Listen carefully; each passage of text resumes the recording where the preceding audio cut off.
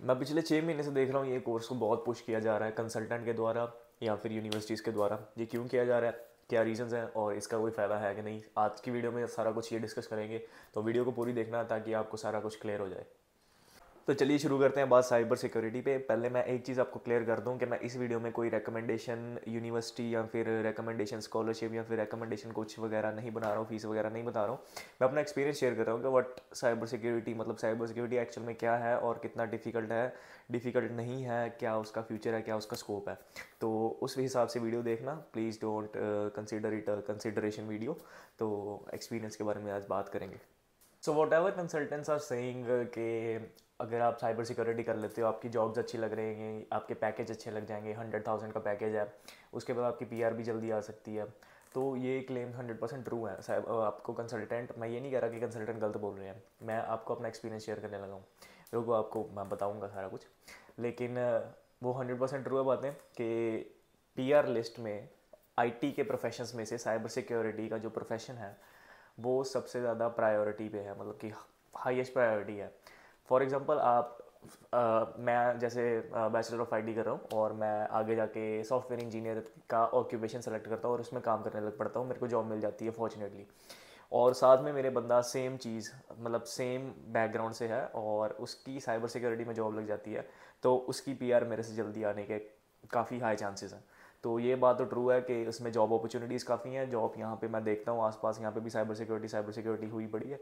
तो यहाँ पे जॉब्स भी है, यहाँ पे पीआर भी है, यहाँ पे स्कोप भी है। तो आपका फ्यूचर सिक्योर हो सकता है अगर आप साइबर सिक्योरिटी अच्छे से पढ़ लेते हो।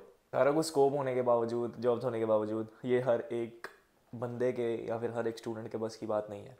चलो let me share my experience. तो मेरे को ना बहुत इंटरेस्ट है साइबर सिक्योरिटी में और मैं मतलब कि एथिकल हैकिंग वगैरह में ट्राई ट्राई करता रहता हूँ, पंगे लेता रहता हूँ। तो पहले मैं आपको एक्सप्लेन करता हूँ साइबर सिक्योरिटी होता क्या है, जिनको मतलब जिनके लिए ये न्यू टर्म है या फिर जो भी आईटी वाले बंदे देख रहे हैं उनके लिए मे बी न्यू टर्म हो सकती है, मे बी उनको पता भी हो सकता है। तो cyber security is a very broad term. इसमें काफ़ी कुछ आता है, जैसे नेटवर्किंग आती है, जैसे एथिकल हैकिंग आती है। आपको बेसिकली है जो जिस भी ऑर्गेनाइजेशन के लिए आप काम करोगे उस ऑर्गेनाइजेशन का आपको डाटा डाटा प्राइवेसी का आपको सिस्टम है, मतलब डाटा आपको सेव रखना है, डाटा ब्रीच नहीं होने देना।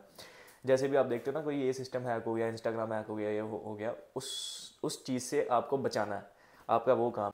तो द थिंग इज़ के साइबर सिक्योरिटी इंटरेस्टिंग फील्ड है थोड़ी, मतलब कि आप रियल वर्ल्ड एप्लीकेशंस पे काम कर रहे होगे, तो इसलिए मेरे को थोड़ा एक्साइट करती है ये फील्ड। लेकिन द थिंग इज़ कि जब मैं यहाँ पे आया था सितंबर 2022 में, मतलब मेरे को 1.5 साल होने वाला, 1.5 साल हो गया। तो 1.5 साल पहले इतना बूम नहीं था इस चीज़ का और मेरे को जो है वो बैचलर ऑफ आईटी ही मिली थी, मतलब कि no majors, simple bachelor of IT मिली थी। साइबर सिक्योरिटी आप बैचलर ऑफ साइबर सिक्योरिटी भी कर सकते हो, bachelor of information technology slash bracket में जो मेजर्स कहते हैं जिस चीज़ को, मेजर्स में आप साइबर सिक्योरिटी नेटवर्किंग वगैरह आप कुछ भी कर सकते हो। तो one and the same thing है, उसकी value one and the same, मतलब सेम ही रहेगी, ज़्यादा कोई फ़र्क नहीं पड़ेगा। तो उस टाइम थी नहीं, तो मैंने बैचलर ऑफ आईटी तो लेके आ गया, बट यहाँ पे मैंने देखा कि यहाँ पे साइबर सिक्योरिटी का थोड़ा स्कोप है, तो मैंने अपने आप खुद लर्न करना शुरू कर दिया लैपटॉप से, मतलब लैपटॉप का कोर्स लेके। कोर्स एक्चुअली बाय नहीं किया था मैंने, यूट्यूब से ही स्टार्ट किया था फर्स्ट, मतलब जब भी मैंने पहले स्टार्ट किया था अराउंड 3-4 महीने पहले किया था मैंने।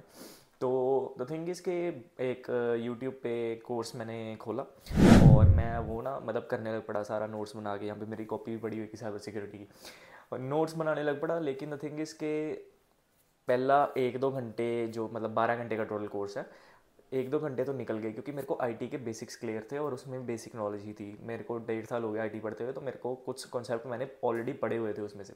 लेकिन जब 2 घंटे के बाद उन्होंने थोड़े एडवांस कॉन्सेप्ट लाने शुरू हुए, वो सिर के ऊपर से जा रहे थे भाई, मेरे को कुछ नहीं समझ आ रही थी। तो द थिंग इज़ के इट इज़ रियली डिफ़िकल्ट।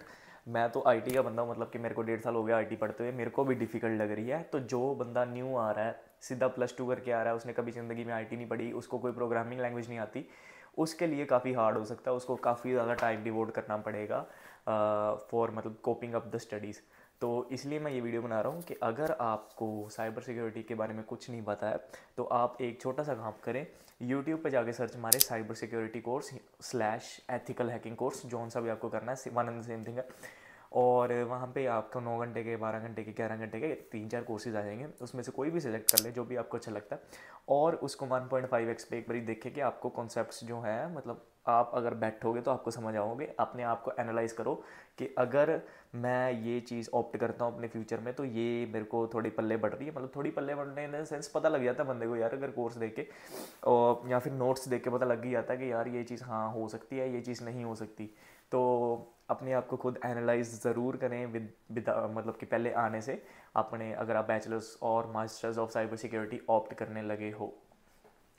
देखो किसी बंदे के लिए ये ईजी हो सकती है, किसी स्टूडेंट के लिए ये डिफिकल्ट हो सकती है, तो ये डिपेंड करता है। इसलिए मैंने आपको बोला कि अगर आर यू प्लानिंग, मतलब आप जुलाई इनटेक में या फिर नवंबर इनटेक में या फिर अगले किसी भी इनटेक में साइबर सिक्योरिटी के बारे में सोच रहे हो इन आईटी फील्ड, या फिर आप नेटवर्किंग का मेजर्स लेना चाहते हो या फिर साइबर सिक्योरिटी का मेजर्स लेना चाहते हो, तो प्लीज़ जज योर सेल्फ बिफोर कमिंग। जज योर सेल्फ मैंने आपको तरीका बता दिया, आप यूट्यूब पर देखें, आपको समझ आती है कुछ के नहीं आती। जैसे मर्जी देखें, नोट्स बनाएं, 1.5x देखें, वो आपकी मर्जी है, खुद को आपको एनालाइज करना है, आपको ज़्यादा पता है कि आप खुद कैसे मतलब कैसे पढ़ सकते हो। मैं नोट्स बना के पढ़ता हूँ तो I have analyse my self. लेकिन अगर इफ़ यू गिव टाइम, मतलब कि आपको टाइम देना पड़ेगा उस चीज़ को, टाइम दे के थोड़ा सा अपने 3 साल बचा लें। इससे अच्छा ये नहीं है, मतलब कि पहले सेमेस्टर में तो कुछ खास नहीं होगा, सेकंड सेमेस्टर से शुरू होगा, क्योंकि पहले सेमेस्टर में आपको बेसिक्स ही सिखाएंगे। सेकंड सेमेस्टर से जो आगे डिफ़िकल्ट होना चालू होएगा तो आप मेरे को याद करोगे फिर कि हाँ यार ये सही बात कर रहा था। सो द थिंग इज़ कि बस मैंने आज आपको यही कहना था कि आप प्लीज़ अपने आप को एनालाइज करके आएँ, अपने पैसे ना वेस्ट करें।